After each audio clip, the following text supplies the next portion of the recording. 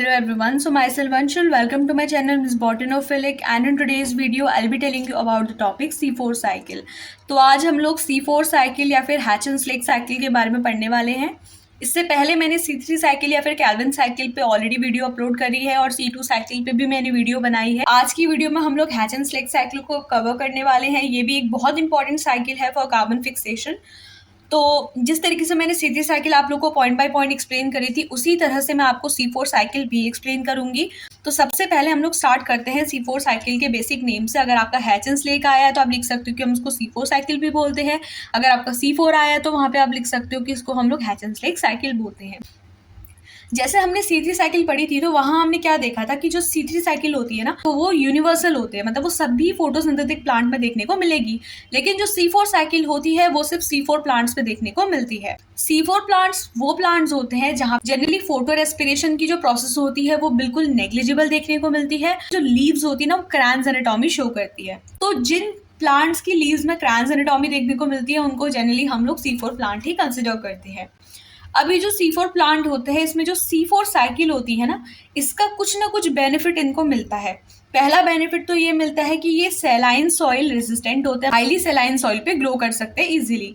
इसके अलावा ये टेम्परेचर और लाइट क्या होते हैं, रेजिस्टेंट होते हैं। हाई टेम्परेचर और हाई लाइट को क्या कर सकते हैं, ये रेजिस्ट कर सकते हैं, सर्वाइव कर सकते हैं ऐसी सिचुएशंस पे। तो मैंने यहाँ पे लिखी है वो है फर्स्ट CO2 एक्सेप्टर। तो C4 साइकिल में जो पहला CO2 एक्सेप्टर होता है वो होता है पेप। पेप मतलब होता है phosphoenol pyruvate. Okay, phosphoenol pyruvate. First stable product होता है OAA, माने oxalo acetic acid. Okay, OAA को क्या बोलते हैं, oxalo acetic acid. CO2 fixation enzyme, जैसे हमने C3 साइकिल पे पढ़ा था कि वहाँ पे हमारा एक ही CO2 फिक्सेशन एंजाइम था, यहाँ पे हमारे दो CO2 फिक्सेशन एंजाइम होते हैं। एक होता है रूबिस्को और एक होता है पेपकेस। रूबिस्को होता है राइबुलोज 1,5 बिसफॉस्फेट कार्बोक्सिलेज ऑक्सीजनेस, जो कि बंडल शीट सेल पे होता है, और दूसरा आता है पेपकेस। ओके, ये जो पेपकेस होता है ये हमारा मीजोफिल में ही होता है। यहाँ पे जो पेप है ना, ये हमारा जनरली फॉस्फोइनॉल पाइरुवेट को ही रिप्रेजेंट करता है। तो ये हमारे दो एंजाइम्स हो गए, इधर रूबिस्को और पेपकेस, दो हमारे CO2 फिक्सेशन एंजाइम होते हैं। जो रूबिस्को होता है वो बंडल शीट पे देखने को मिलता है और जो पेपकेस होता है वो मीजोफिल सेल पे देखने को मिलता है। इसका मैकेनिज्म समझने से पहले ये दो चीज़ें आप हमेशा समझ लो कि जब हम C3 साइकिल पढ़ रहे थे ना, तो वहाँ मैंने आपको बताया था कि जो कार्बन का सोर्स था वो हमारा एटमॉस्फेयर था। लेकिन यहाँ पे जो कार्बन डाइऑक्साइड का सोर्स होता है वो हमारा क्या होता है, एक मैलिक एसिड होता है और एक हमारा एटमॉस्फेयर होता है। ओके, एटमॉस्फेयर से तो कार्बन डाइऑक्साइड आ रही है, उसके साथ साथ सेल के अंदर हमारा मैलिक एसिड होता है जो कि क्या करता है, CO2 के प्रोडक्शन में एक इंपॉर्टेंट रोल प्ले करता है। जो मैकेनिज्म स्टार्ट करेंगे वो मीजोफिल से स्टार्ट करेंगे। और यहाँ पे जो पहली प्रोसेस होती है वो कार्बोक्सिलेशन की होती है, मतलब कार्बन डाइऑक्साइड का एडिशन जिसको हम बोलते हैं। तो जो हमारा पेप होता है, माने phosphoenol pyruvate, in presence of CO2 result in the formation of a C4 acid जिसको हम ऑक्सिलो एसिटिक एसिड बोलते हैं। ओके, तो कार्बन डाइऑक्साइड की प्रेजेंस पे पेप नाम के एक भाई साहब ने क्या किया, किसका फॉर्मेशन करा, C4 एसिड का फॉर्मेशन करा, जिसको हम ऑक्सिलो एसिटिक एसिड बोलते हैं। सेकेंड स्टेप क्या आया कि ये जो ऑक्सिलो एसिटिक एसिड है, मतलब ये जो हमारा एक C4 एसिड है, ये दूसरे टाइप के C4 एसिड में कन्वर्ट हो जाता है। सो सेकेंड स्टेप क्या आया, अभी ये फिलहाल मीजोफिल सेल में चल रहा है। आप इतना ध्यान रखो कि अभी जो हम पढ़ रहे हैं ना, ये मीजोफिल सेल के अंदर चल रहा है। तो पहला स्टेप तो हमने पढ़ लिया कि पेप ने क्या किया, पेप ने हमारा OAA, ऑक्सिलो एसिटिक एसिड, एक C4 एसिड था, उसका फॉर्मेशन करा। अब ये जो ऑक्सिलो एसिटिक एसिड है जो कि हमारा C4 एसिड है, ये क्या करता है, this C4 convert to other C4 acid, यानी कि ये जो ऑक्सिलो एसिटिक एसिड होता है ये दूसरे टाइप के C4 एसिड पे कन्वर्ट हो जाता है, जिसको हम एग्जाम्पल में ले सकते हैं, या तो वो मैलेट हो सकता है या फिर वो एस्पैरेटेट हो सकता है। मीजोफिल सेल का काम यहाँ पे कंप्लीट हो चुका है, अब कोई और सेल अपना इंपॉर्टेंट रोल प्ले करेगी। तो ये जो C4 एसिड बना ना हमारा, मैलेट या फिर एस्पैरेटेट, इसको अब हम ट्रांसफर करेंगे कहाँ पे, बंडल शीट सेल पे। अब हम यहाँ पे पढ़ेंगे जो मैकेनिज्म इसके आगे कंटिन्यू होता है in the bundle sheet cell. तो C4 एसिड हम लोगों ने बंडल शीट सेल पे ट्रांसफर कर दी है। बंडल शीट सेल पे जनरली होता क्या है, यहाँ पे सबसे पहले डीकार्बोक्सिलेशन होता है, मतलब कि जो C4 एसिड होता है वो प्रोड्यूस करता है एक C3 एसिड, यानी कि पायरुविक एसिड, और लिबरेट करता है कार्बन डाइऑक्साइड को। ओके, तो जो C4 एसिड हमारा बंडल शीट सेल पे ट्रांसफर हुआ फ्रॉम द मीजोफिल सेल, वो हमारा किस में टूट जाता है, उसका डीकार्बोक्सिलेशन होता है, मतलब CO2 लिबरेट होगा। डीकार्बोक्सिलेशन मतलब कार्बन डाइऑक्साइड का निकलना। ओके, सो CO2 लिबरेट होगा, उसके साथ साथ क्या होता है, वो एक C3 एसिड पे टूटता है जिसको हम पायरुविक एसिड बोलते हैं। इसके बाद से क्या आता है, ये जो हमारा CO2 लिबरेट हुआ, इसका तो फिक्सेशन हो जाता है हमारा कैल्विन साइकिल के थ्रू।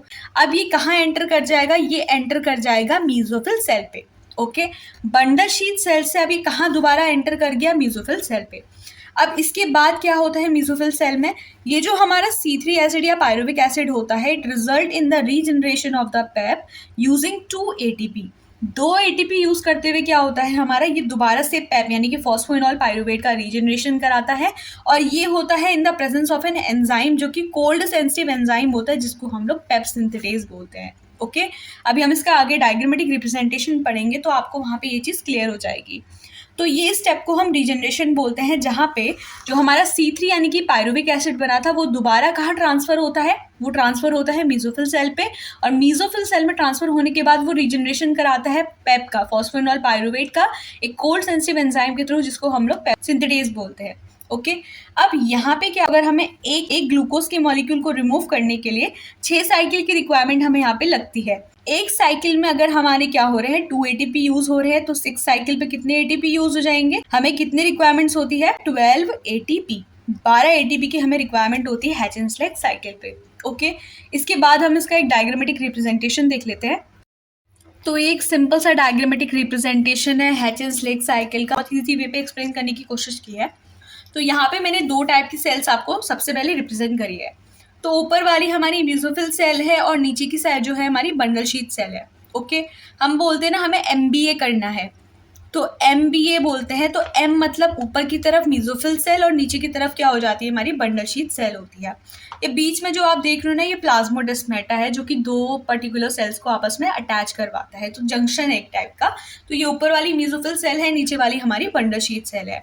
तो हम यहाँ से स्टार्ट करते हैं। CO2 एटमॉस्फेयर से अंदर की तरफ वो एंटर करी। ओके, तो CO2 हमारी अंदर की तरफ एंटर हुई और वो HCO3 की फॉर्म में यहाँ पे हमारी प्रेजेंट हो गई सेल के अंदर। तो CO2 हमारी एटमॉस्फेयर से सेल के अंदर एंटर करती है, HCO3 की फॉर्म पे वो हमारी प्रेजेंट थी। जो हमारा पेप था, मतलब फॉस्फोइनॉल पायरुवेट से हम स्टार्ट करते हैं। हमारा CO2 फिक्सेशन एंजाइम है पेपकेस। तो ये पेपकेस क्या करता है, ये फॉस्फोइनॉल पायरुवेट को कन्वर्ट कर देता है ऑक्जेलो एसिटिक एसिड पे by the process of carboxylation. Okay, तो कार्बोक्सिलेशन की प्रोसेस से ये पेप को कन्वर्ट करता है ऑक्जेलो एसिटिक एसिड पे, जो कि हमारा C4 एसिड है। अब ये जो C4 एसिड है ये अपने को एक दूसरे टाइप के C4 एसिड पे कन्वर्ट करता है, जो कि मैंने आपको बताया या तो मैलिक एसिड होगा या फिर ये हमारा क्या होता है, एस्पेरेटिक एसिड होता है। ओके, इसके बाद से ये जो हमारा मैलिक एसिड या एस्पेरेटिक एसिड बना, ये मीजोफिल सेल से कौन सी शीट पे जाएगा, ये हमारा बंडल शीथ सेल पे जाएगा। C4 एसिड का हमारा डीकार्बोक्सिलेशन होगा, तो एक तो ये हमारा CO2 रिमूव करेगा और दूसरा ये हमारा एक C3 एसिड बनाएगा जिसको हम बोलते हैं पायरुविक एसिड। ये जो हमारा CO2 लिबरेट हुआ, ये तो कैल्विन साइकिल के थ्रू फिक्स हो जाएगा, लेकिन ये जो हमारा पायरुविक एसिड बना, इसका दोबारा कहाँ ट्रांसफर होगा, हमारा मीजोफिल सेल पे।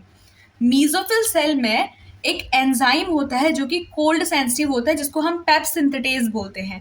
पेप सिंथेटेज की मदद से क्या करेगा, ये फॉस्फोइनॉल पायरुवेट को रीजनरेट कराएगा। ये 2 ATP यूज करते हुए 2 ADP का सिंथेसिस करता है। तो ये हमारा रीजनरेशन का स्टेप था, और यहाँ पे एक कोल्ड सेंसिटिव एंजाइम के थ्रू ये स्टेप होता है, जहाँ पे जो C3 एसिड मतलब जो हमारा पायरुविक एसिड होता है, वो पेप बनाता है, फॉस्फोइनॉल पायरुवेट को रीजनरेट कराता है using a cold sensitive enzyme जिसको हम पेप सिंथेटेज बोलते हैं। तो एक बेसिक हमारी जो होती है कैल्विन साइकिल चलती है या फिर C4 साइकिल चलती है, जहाँ पे हम 2 ऑर्गेनल का इन्वॉल्वमेंट देखते हैं, मीजोफिल और bundle sheath cell. Mesophyll cell पे हमारा रोल अगर पेपकेस का चल रहा है तो यहाँ किसका चलेगा, रूबिस्को का चलेगा। रूबिस्को तो आपको यहाँ पे देखने को मिला नहीं, तो अब अगर एक चीज दिमाग लगाओ कि कहाँ रूबिस्को इन्वॉल्व था, रूबिस्को इन्वॉल्व था कैल्विन साइकिल पे। ठीक है, क्योंकि C4 साइकिल की बंडल शीथ सेल पे क्या चल रही है, कैल्विन साइकिल चल रही है ना, और कैल्विन साइकिल पे कौन सा फिक्सेशन एंजाइम होता है CO2 का, वो होता है हमारा रूबिस्को। तो ये रूबिस्को जो हमारा एंजाइम है वो बेसिकली यहाँ पे इन्वॉल्व था CO2 फिक्सेशन के लिए। और यहाँ पे सबसे इंपॉर्टेंट चीज है कि CO2 के 2 सोर्स होते हैं, एक तो हमारा CO2 जो एटमॉस्फेयर से आ रहा है और दूसरा सोर्स हमारा यहाँ पे मैलिक एसिड होता है।